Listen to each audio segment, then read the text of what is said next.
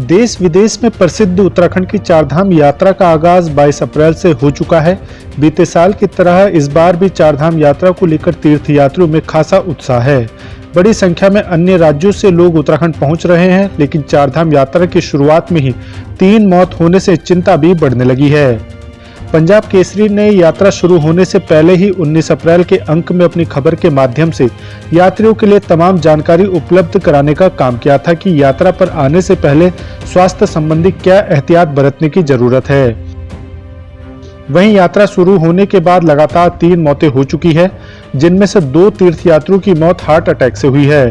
पहले दिन यानी 22 अप्रैल को गुजरात के एक तीर्थयात्री की हार्ट अटैक से मौत हो गई थी।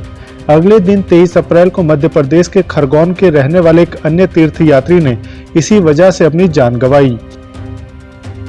सोमवार 24 अप्रैल को महाराष्ट्र से गंगोत्री धाम आए एक तीर्थयात्री की मौत हो गई। हालांकि उक्त यात्री की मौत अचानक गिरने से लगे चोट के कारण हुई है। फिर भी 3 दिनों में 3 मौतें परेशान करने वाली हैं। सरकार के स्वास्थ्य सचिव डॉक्टर आर राजेश कुमार खुद यात्रा मार्ग का पैदल दौरा कर देहरादून लौटे हैं। साथ ही यात्रियों के लिए पर्याप्त स्वास्थ्य सुविधाएं होने का दावा भी कर रहे हैं। देखिए, इसमें मैं यात्रियों से आपके पोर्टल के माध्यम से अनुरोध करना चाहूंगा कि एसओपीज जो हमने जारी किए हैं वो हफ्ते 10 दिन पहले ही हमने अपने जारी कर दिए थे, और इन एसओपीज का भली भांति यात्री अध्ययन कर ले।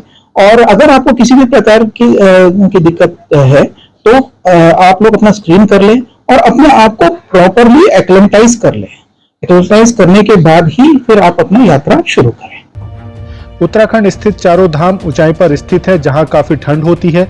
अधिक ऊंचाई के कारण हवा में ऑक्सीजन की मात्रा भी काफी कम होती है, जिसके कारण मैदानी इलाकों में रहने वाले लोगों को यहां आने पर परेशानी का सामना करना पड़ता है। यह विशेषकर उन लोगों के लिए घातक साबित होता है जो दिल या सांस संबंधी बीमारी से जूझ रहे हैं। इसके अलावा बुजुर्गों की भी परेशानी बढ़ जाती है। ऐसे में उत्तराखंड के स्वास्थ्य विभाग ने चारधाम यात्रा पर आने वालों के लिए एक हेल्थ एडवाइजरी जारी की है, जिसे यात्रा पर आने से पहले जरूर पढ़ना चाहिए। सरकार की एडवाइजरी में यह बातें हैं मुख्य शामिल। जरूरी दवाएं, गर्म कपड़े और स्वास्थ्य उपकरण अनिवार्य रूप से साथ रखें। चारधाम यात्रा पर आने से पहले डॉक्टर से संपर्क करें। डॉक्टर के परामर्श के मुताबिक ही यात्रा पर आएं। चारधाम का मौसम संबंधी अपडेट लेते रहें। यात्रा रूट पर बिना हेल्थ पोस्ट की जानकारी के आगे ना बढ़ें। यात्रा पर निकलने से पहले हर दिन 10 मिनट तक सांस से जुड़े व्यायाम जरूर करें। चारधाम यात्रा के लिए कम से कम 7 दिन का टूर बनाएं। यात्रा के दौरान कम से कम 2 लीटर तरल पदार्थ पिएं और भरपूर पौष्टिक आहार लें। शराब, धूम्रपान, नींद की गोलियां, कैफीन युक्त ड्रिंक्स, शक्तिशाली दर्द निवारक दवाओं का सेवन ना करें।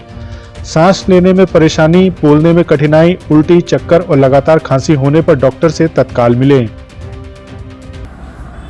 सबसे पहले तो चारधाम यात्रा में सभी यात्रियों का स्वागत उत्तराखंड की तरफ से, और आपके चैनल का भी बहुत बहुत धन्यवाद जो लोगों को जागरूक करने के लिए इस तरह के बर्निंग टॉपिक्स के बारे में विचार रखते हैं। अब बात हार्ट अटैक की जहाँ तक है, हार्ट अटैक एकदम से किसी को नहीं होता है, उससे पहले कुछ वार्निंग साइंस वगैरह होते हैं, तो आदमी को उन वार्निंग साइंस जो होते हैं उनका ध्यान रखना चाहिए। लेकिन इससे पहले मैं यात्रियों को एक कुछ महत्वपूर्ण सुझाव देना चाहता हूँ। सबसे पहले आप क्योंकि चारों धाम जितने भी हमारे यहाँ हैं, इस बहुत ऊंचाई पर स्थित है, और हाई एल्टीट्यूड की वजह से वहाँ ऑक्सीजन का दबाव भी कम रहता है। तो यात्रियों को जो भी यहाँ जाना के इच्छुक हैं, तीर्थयात्री को कृपया अपना पूरा चेकअप करवा के ही आएँ। खास तौर से अपना ब्लड शुगर, ब्लड प्रेशर और ईसीजी तो जांच अवश्य कराएं। अगर आपको थोड़ी चलने पे सांस फूलती है या छाती में भारीपन होता है तो आपको टीएमटी टेस्ट और इको टेस्ट भी करवा के आना चाहिए। उसके बाद मान लीजिए आपकी रिपोर्ट ज़्यादातर ठीक है और आपको दवाइयाँ चल रही हैं शुगर और ब्लड प्रेशर की, तो आप अपनी दवाई नियमित लेते रहें। और एकदम उच्च जो हमारे पर्वतीय इलाके हैं, उच्च स्थान, वहाँ पर एकदम से जाने का प्रयास ना करें। आपके साथ अगर कोई और भी व्यक्ति हैं जो कि आपसे उम्र में कम है और आपके साथ ही है, वो तेज़ चल रहा है, तो उसके साथ आप प्रतियोगिता ना करें, उसके हिसाब से तेज़ चलने की कोशिश ना करें। जितने आपके शरीर की सामर्थ्य है उसी हिसाब से चलें।